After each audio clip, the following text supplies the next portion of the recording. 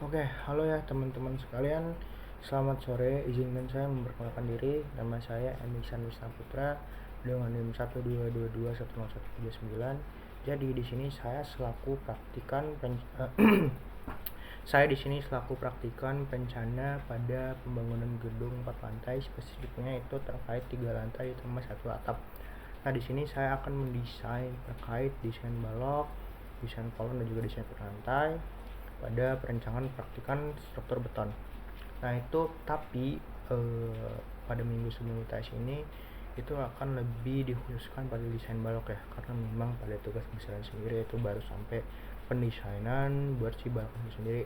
Buat kolom dan empat lantai mungkin akan ada di video selanjutnya setelah minggu UTS gitu teman-teman. Oke, mungkin langsung aja kita masuk ke daftar isi kali ya. Daftar isi teman-teman, mungkin sebelum itu saya present dulu kali sebentar ya. Saya present dulu biar lebih enak. Nah udah bisa teman-teman lihat di sini table of content ya. Di sini ada 3 subbab ya. Itu yang pertama ada informasi gedung, ada informasi pemodelan pada tabs, dan juga ada desain balok. Mungkin for your information aja, saya bakal ngejelasin sedikit, ngasih gambaran biar teman-teman tahu nih, itu saya bakal mau bahas apa buat ke depannya, buat di slide selanjutnya maksudnya. Nah, buat di sebab 1 itu membahas mengenai peraturan di sini berarti jenis-jenis peraturan yang digunakan itu apa aja, atau acuan pendesainan si gedung 4 lantai ini apa aja. Terus kemudian ada jenis material. Jenis material itu maksudnya di sini adalah si misal contohnya itu FC frame saya atau kuatakan beton yang saya dapatkan di sini itu sebesar 25 MPa.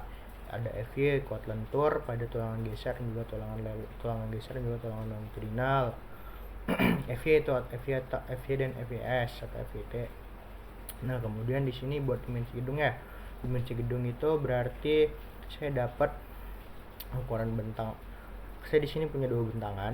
Ada bentangan pendek yaitu bentangan arah X sebesar 3,5 meter, bentang panjang itu sebesar 5 meter. Nah, untuk tinggi gedung saya sendiri 3,2 meter. Itu ya teman-teman. Itu mungkin bakal saya bahas lagi spesifiknya demi lewat waktu, karena di sini saya hanya diberi 30 menit untuk memaparkan ya sebagai parameter penilaian nilai UTS saya pada tugas besar praktik perencanaan struktur beton. Kemudian pembebanan itu di sini berarti ada load pattern sama load combination. Load pattern itu contohnya kayak dead load, support dead load, dan lain-lain. Kalau buat load combination itu berarti sesuai dengan standar SNI ada 5. Nah, kemudian buat preliminary design. Preliminary design di sini ada di desain balok, penampang kolom, sama ketebalan plat asumsi awal. Apakah nantinya nilai itu akan dianalisis pada desain-desain selanjutnya, contohnya kayak desain balok ya, kayak di subbab 3 ini. Nanti si kapasitas penopang itu akan dicek nih, contohnya di tulangan torsi ya.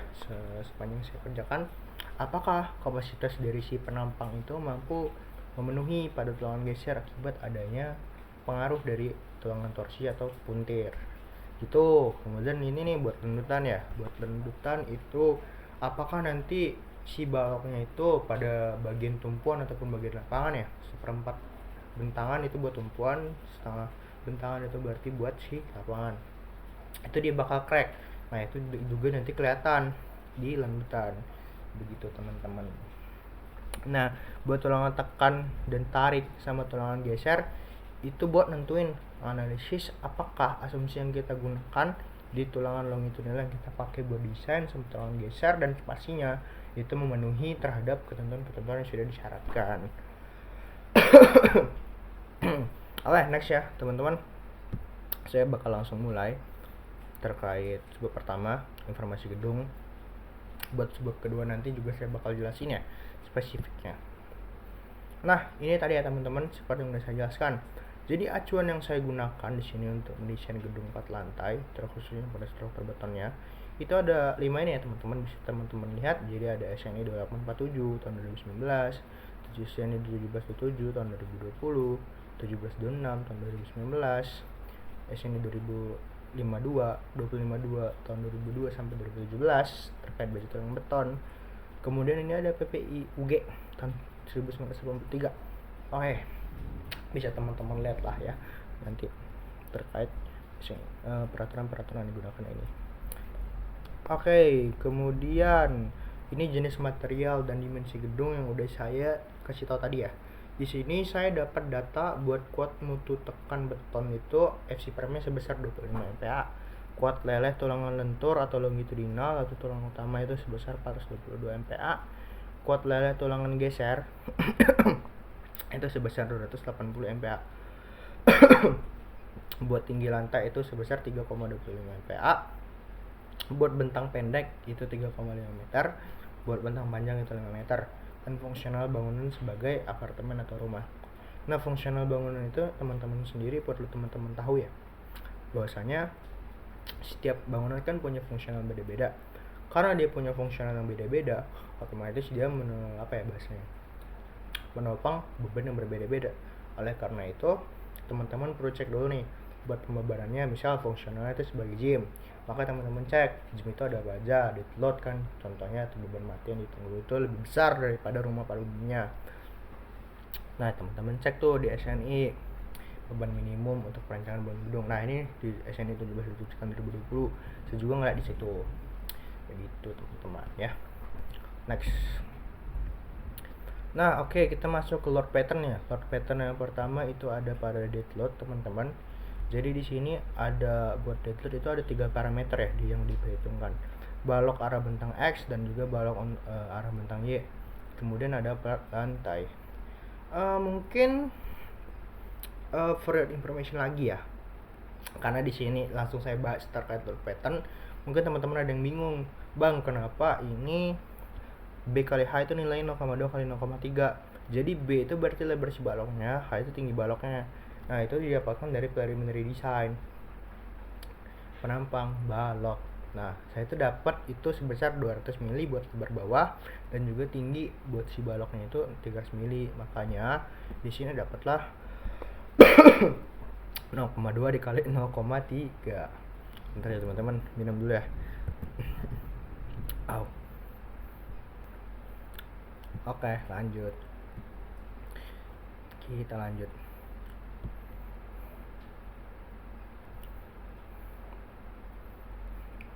Udah. Lanjut. Kan tadi tidak ada 3 parameter ya. Yang pertama dead load atau beban dari si balok arah bentang X, kemudian ada arah dari bentang Y, juga ada dari pengaruh dari si balok lantai. Oke. Mungkin saya kasih contoh aja kali ya buat salah satu arah bentang, yaitu arah bentang panjang, arah bentang Y. Jadi rumusnya itu sebenarnya sama aja kayak kita ngitung volume, teman-teman. Lebar dikali tinggi. Kalau volume kan itu langsung dikalikan sama ketebalan. Tapi karena ini kita pengen nentuin si load pattern, maka kita kaliin sama si massa jenis dari si baloknya itu sendiri. Jadi 0,2 meter dikali 0,3 meter dikali sama si massa jenis beton 2400 km per meter. Dapatlah sebesar 144 kilo per meter. Kita konversi ke kilonewton. Kalau nggak salah dikali 0,98 ya. Itu ralat ya kalau saya salah, itu sebesar 1,4112 km per meter. Maaf ya teman-teman, lagi hujan. Kalau agak berisik. Nah, udah nih, dapatlah kita nih buat si arah bentangan Y. Kita kali ini sama si panjang dari arah bentang panjang. Kan panjang bentangan saya, bentang panjang saya itu 5 meter.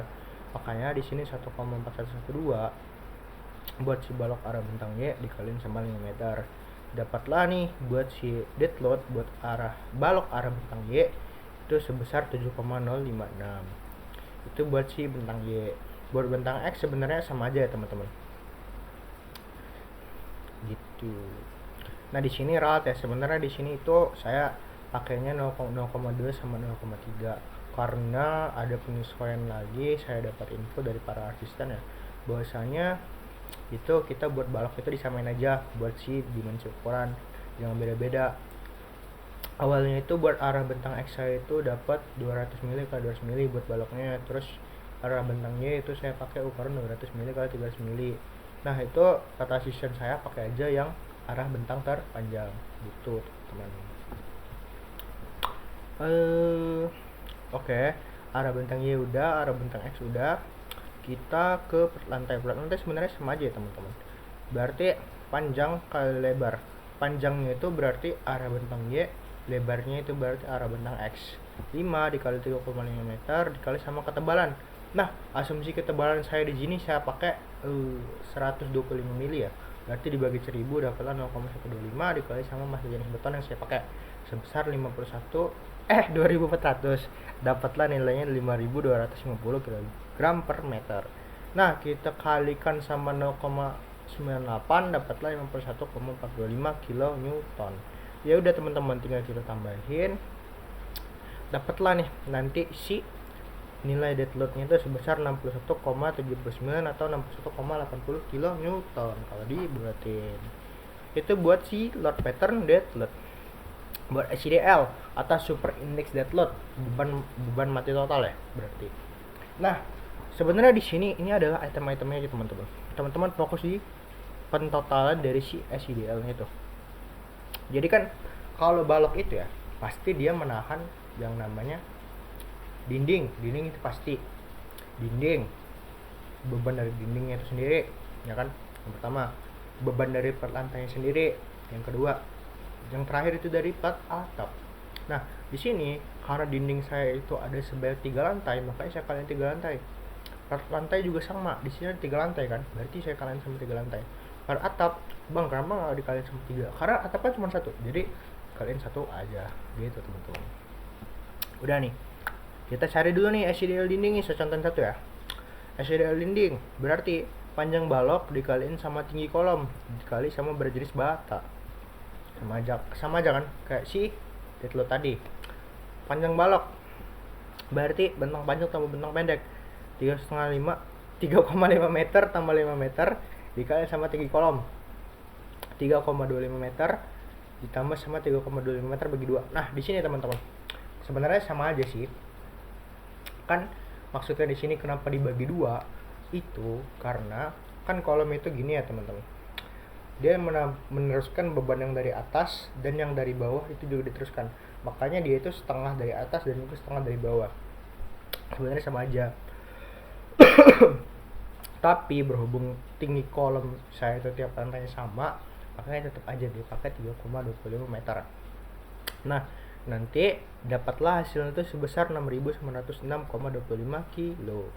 Nah jadi nanti setelah kita kali 0,98 lalat, kalau saya salah lagi itu nanti dapatin 67,68 kilo Newton buat si SDL dinding.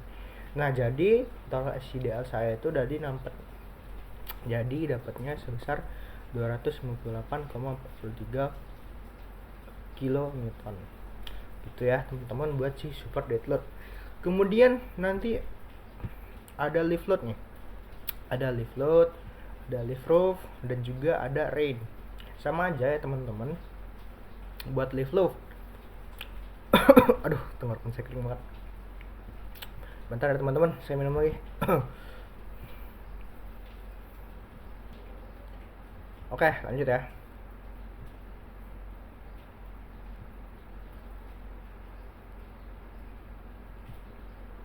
Sama aja teman-teman, rumusnya itu buat lift load, lift roof maupun rain ya. Rain sih sebenarnya yang nanti sedikit lebih berbeda. Mungkin kita langsung ke rain aja, karena menurut saya lift load sama lift roof itu sama kayak SIDL sama si dead load tadi. Dead load buat si rain ini mungkin lebih berbeda karena dia tekan hidrostatis dikaliin sama loss plat. Yang dimana rumus dari tekanan hidrostatis itu berarti rho dikali sama 3 dikali 0,981. Dapatlah nanti itu hasilnya sebesar 51,5 Newton dibagi sama sejuta ya, 10 pangkat 6 kalau nggak salah. Ya benar 10 pangkat 6. Dapatlah 0,0515 kilo Newton gitu teman-teman. Nah itu buat si load patternnya ya teman-teman. Karena keterbatasan waktu, jadi saya bakal menjelaskan semaksimal mungkin pada salah satu contoh. Oke, next ini kita ngebahas terkait load combination teman-teman. Jadi sesuai yang sama saya bilang tadi buat di daftar isi, itu buat load combination ada 5 ya, berdasarkan peraturan SNI. Jadi di sini saya contohin satu aja. Contohnya di sini buat si dead load. Berarti 1,4 dikali dead load ditambah 1,4 dikali SIDL atau super index dead load. Ya udah teman-teman input aja nilai dead load teman-teman sama SIDL yang udah teman-teman dapat. Kalau saya di sini dapatnya 10,34, di sini saya dapat 258,3. Nah, dapatlah 376,30187. Nah, kita cari nilai yang paling maksimum, dan nilai maksimum saya di sini adalah 370,98421 atau 370,98 kN untuk nilai PU max 3 lantai. Nah, teman-teman, kita udah dapat nih nilai PU max kita sebesar untuk 3 lantai sebesar 370,95 kN. Nah, mungkin kita langsung ke kolom aja ya teman-teman. Kolom dulu aja yang pertama biar teman-teman ingat. Nah, rumus preliminary kolom itu kan ada dua di sini, ada batas atas, ada batas bawah. Buat batas atas berarti nilai 0,1 dikali A gross dikali 25, dapatlah PU max tadi kita sebesar 370,95 dikali sama 1000. Nah, jadi A gross nanti rumusnya gini, dapatlah nanti buat si batas atas minimum itu sebesar 385,203. Kita round up dapatlah 400 mili. Nah, ini buat batas bawah, bedanya di sini kita pakai rumus 0,375 ya. Nah, di sini itu kita pakai rumus maksudnya ukuran kan ini batas bawahnya 198, kita round up jadi 200. Nah, kita tentuin aja nih dimensi rencana kolom, pakai batas atas ditambah batas bawah dibagi 2, dapatlah nanti sebesar 300 mili untuk dimensi yang digunakan pada si kolomnya. Gitu teman-teman. Jadi kita dapat desain kolom itu sebesar 300 mili kali 300 mili. Nah, ini buat si baloknya, baru kita ngomongin balok.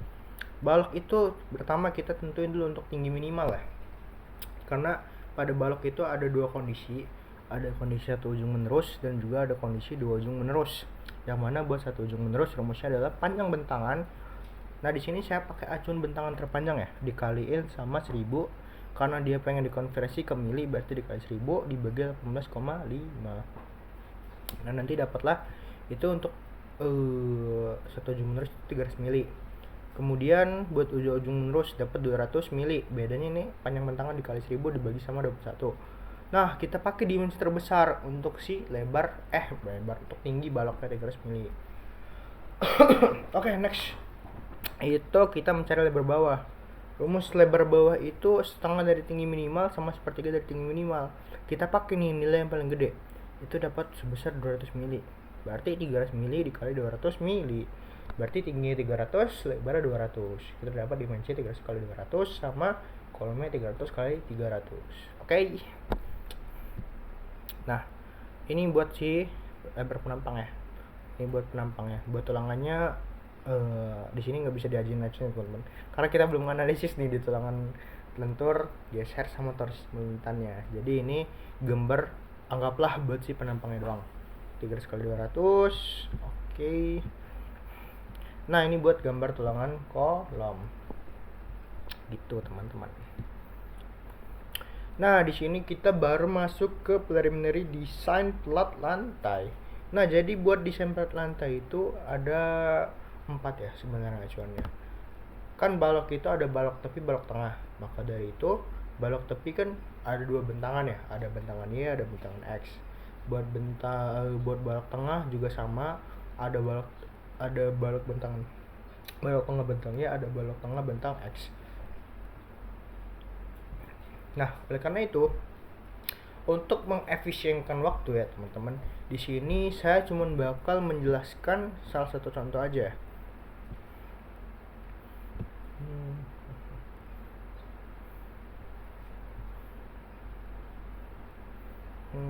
Bentar ya teman-teman.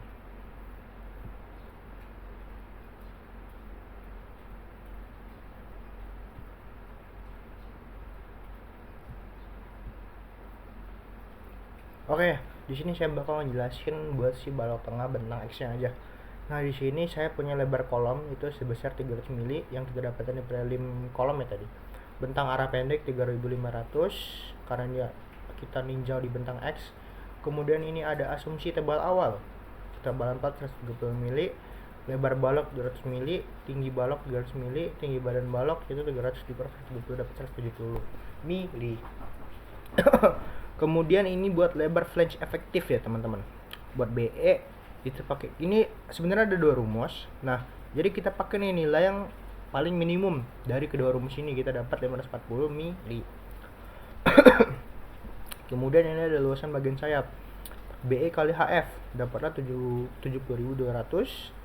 Kemudian ini ada AW, berarti BW dikali HW, nilai BW saya itu 200 mili sama HW saya itu berarti HW itu adalah berarti 200 kali 170 ya, dapatlah 3.400. Luas total penampang total 104.200 mm persegi.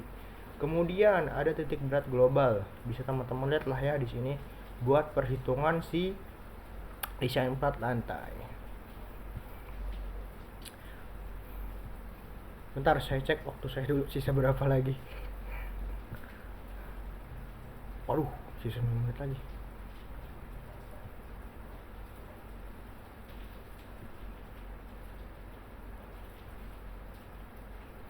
Oke, mungkin ini kita bisa langsung next aja. Intinya nanti di ketebalan platnya itu saya dapat 125 mili buat ketebalan plat lantai. Oke, kita masuk ke informasi pemodelan e-tabs-nya teman-teman. Mungkin karena di sisa waktu saya sisa 9 menit ini lagi, saya bakal memaksimalkan body swap 3-nya karena itu menurut saya lebih penting ya teman-teman. Buat si analisis baloknya. Nah, jadi di sini yang pertama itu kita input dan define pada section serta material. Sectionnya itu saya kan tadi ada bentang X bentang Y ya, saya masukin di situ 5 meter sampai 3,5 meter. Tinggi antar lantai saya masukin 3,25 meter. Di sini saya input materialnya ada FC prime, ada FC sama FS. Kemudian saya input juga buat baloknya, ukurannya tadi kan udah dapat di prelim 300 mili kali 200 mili, kolom udah dapat, kita belah 4 lantai juga udah dapat 125 mili gitu teman-teman. Kemudian gitu kita define, kita gambar si balok, kolom sama 4 lantainya dibuat pemodelan gedung tadi. Oke, kita masukin load pattern sama load combination teman-teman. Tadi kan kita udah ngitung, tinggal kita masukin aja si load pattern sama load combination-nya ke si software e-tabs-nya itu sendiri. Nah, bedanya di sini kalau misalnya di lantai 1 2 3 itu kita masukin beban lift load, kita masukin dead load, super dead load. Nah, buat si atapnya itu kita masukin lift roof sama si rain gitu teman-teman. Nah, ini buat si hasil running atau pemodelannya. Didapatkanlah 3 hasil berikut. Nah, ini adalah pengecekan free stress pada kolom dan juga balok. Ini deformasi atau lundutan pada si balok pada struktur gitu ya. Pada kolom dan balok. Ini pengecekan pemodelan pada struktur plat lantai. Nah, bisa teman-teman lihat di sini, ini udah saya udah saya rekapitulasi lah. Ini untuk balok gaya dalamnya, kemudian ini untuk kolom, dan juga ini untuk si slab atau plat lantai gitu teman-teman. Nah, kita masuk ke desain balok. 3 menit sisa, 7 menit lagi ya. Oke, di sini saya bakal coba maksimalin ya buat ngejelasin di sisa waktu 7 menit lagi. Oke, desain balok teman-teman. Nah, di sini desain balok itu kan ada dua ya, ada area lapangan, ada area tumpuan. Nah, di sini kita ngedesain dulu buat tulangan tekan dan tarik. Di sini kita analisa buat tulangan tarik. Nah, analisis saya itu asumsi saya yang pertama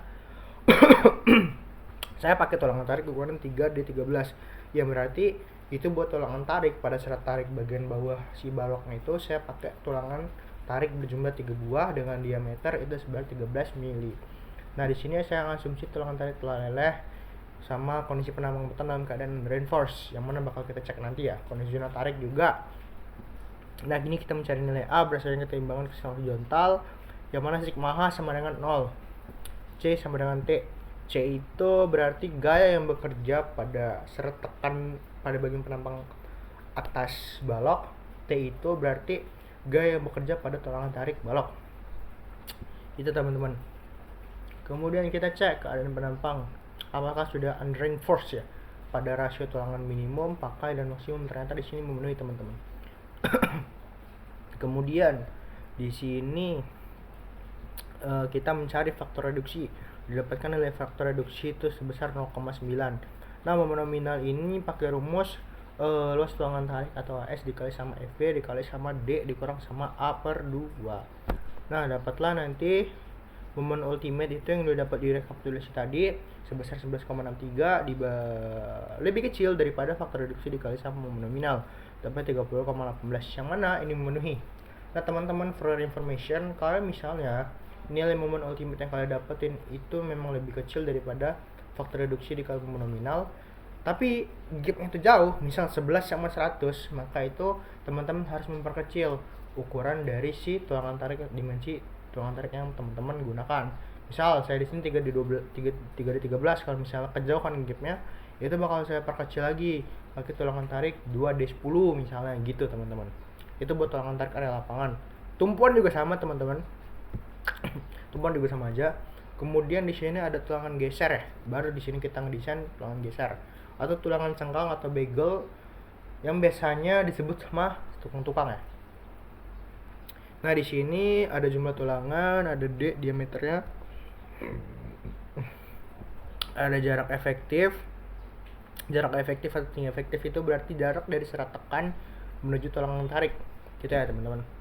Tepatnya 23,50, dapat luas tulangan tarik seperti segini, dapat rasio tulangan pakai segini. Nah, V tumpuan ini dapat dari rekapitulasi ya. Ini momen ultimate juga dapat dari rekapitulasi biaya dalam dari software. Nah, dapat faktor reduksi, kita gunakan faktor reduksi segini, amplitudenya 1 ya, kemudian geser nominal minimum PN 18,69 gitu. Kapasitas gesernya kita dapat. Nah, di sini ternyata memenuhi ya, karena 42,63 lebih kecil daripada si rumusan ini. Begitu, teman-teman.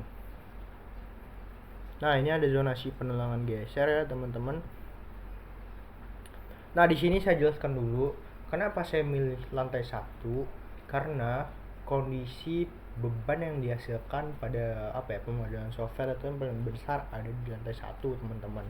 Makanya di sini saya hanya menjelaskan di lantai 1 karena berdasarkan pengumuman yang diberikan oleh para asisten ya, oleh asisten-asisten, itu yang digunakan adalah pembebanan yang paling tinggi, dan jelaskan kenapa itu, teman-teman. Nah, ini lanjut kita mencari spasi tulangan batas atas. Nah, berzona 1 saya dapat 21,31. Berzona 2 itu kan ada rumus ya, teman-teman, ada syarat 1 syarat 2. Nah, ini diambil yang paling minimum. Nah, jadi 21,31 sama 58,47. Nilai VU saya itu berada di antara VC maksudnya berada di antara ke dua itu, sehingga nanti berarti VC saya itu berada di antara zona 1 dan zona 2. Maka bisa kita hitung buat si syarat si spasinya. Nah, didapat nih nilai paling kecil atau minimum di sini 126, atau bisa saya buletin 120 mili. Jadi spasi tulangan geser yang saya gunakan pada lantai 1 adalah 2 kaki dengan diameter 10 dan jarak antar spasi, jarak antar tulangan geser itu seperti 120 mili atau 12 cm. Begitu, teman-teman. Area geser, area tumpuan juga sama ya, teman-teman. Saya rasa sama aja. Nah, ini kita menghitung buat torsinya. Nah, torsinya ini sih sebenarnya nggak banyak ya. Nah, kita cek dulu apakah torsinya itu bisa diabaikan atau nggak bisa diabaikan. Nah, ini nilai torsi ultimate. ACP PCP itu adalah luasan dari si penampang balok ya. Penampang balok sama keliling balok sama aja, berarti rumusnya panjang kali lebar, berarti 200 kali 300. PCP itu berarti keliling, 2 dikali 200 sama 300 gitu, teman-teman. Kita cek nih terhadap faktor reduksi. Nah, ternyata nilai ultimate lebih besar, 1,7 lebih besar daripada 1,1. Nah, ternyata torsinya nggak bisa dikabaikan. Nah, kita hitung dulu luas area tulangan AOH sama keliling area tulangan PH. Dapat kita kapasitas geser beton, kita hitung juga dapat sebesar 42,25 ini. Kemudian kita hitung enggak dihitung. Ini dapat dari output dari pemodelan ya, V tumpuan. Oh iya, ini tuh dari si tulangan geser tadi. Kita pakai di lantai 1 kan sama lantai 1. Nah, cek nih kapasitas penampang, apakah dia terpengaruh pada tulangan gesernya akibat ada gaya torsi, teman-teman. ternyata ukuran penampang balok itu sudah cukup karena si 1,14 ini lebih kecil daripada 3,1, ya berarti aman buat si kapasitas. Tapi kita harus cek dulu apakah bener-bener ini bisa penampang itu udah cukup gitu kan. Oh enggak, maksud salah. Buat penampang, ini buat penampang. Di kapas geser tuh di sini kita cek. Nah, ternyata di sini nilainya itu dapat minus. Kenapa bisa minus? Karena berarti nilai desain tulangan geser kapasitas, desain yang kita hasilkan dari kapasitas geser itu, dari perhitungan geser itu udah cukup teman-teman, udah memenuhi. Makanya ya di situ minus gitu teman-teman. Nah, kemudian ini ada kebutuhan sekarang menahan torsi. Itu outputnya adalah AT per S sama AVT per S, AV plus T per S gitu teman-teman. Di sini ada syarat 1 2 3 dapatlah 0,25 meter per milimeter. Di sini ada kebutuhan luas tulangan geser. Nah, di sini karena kebutuhan luas tulangan geser akibat torsi lebih kecil daripada besar luasan tulangan geser hasil desain bertulangan geser, maka di sini buat perhitungan tulangan torsi itu memenuhi. Oke.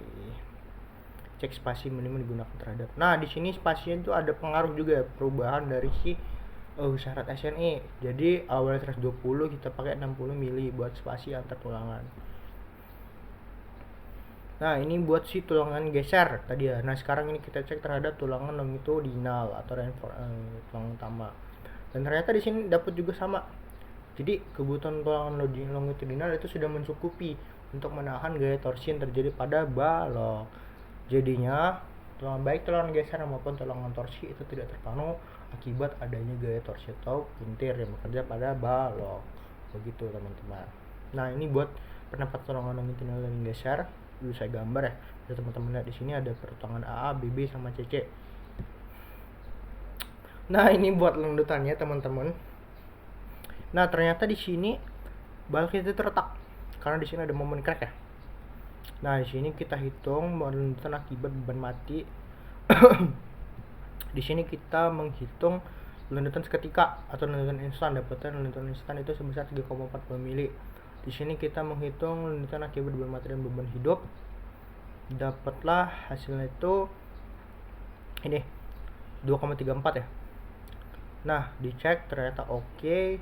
Nah, ini kita cek lendutan jangka panjangnya. Ternyata lendutan jangka panjangnya itu oke juga karena 7,23 mili lebih kecil daripada 10,42 mili.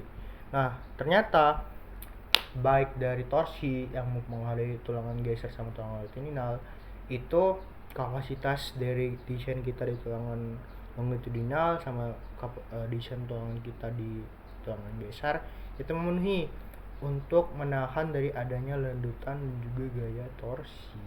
Begitu teman-teman. Ini ada gambar buat finalisasi detailing balok lantai 1 ya. Detail terhadap gambar DD. Oke teman-teman, mungkin itu aja ya yang bisa saya presentasikan terkait perencanaan gedung 4 lantai, spesifiknya terkait 3 lantai ditambah 1 atap pada perencanaan desain perbetonnya. Saya Emishan Wisna Putra. Mohon maaf apabila terdapat kesalahan atau terdapat kekurangan dalam mempresentasikan apa yang sudah saya desain di sini. Wassalamualaikum warahmatullahi wabarakatuh. Selamat sore.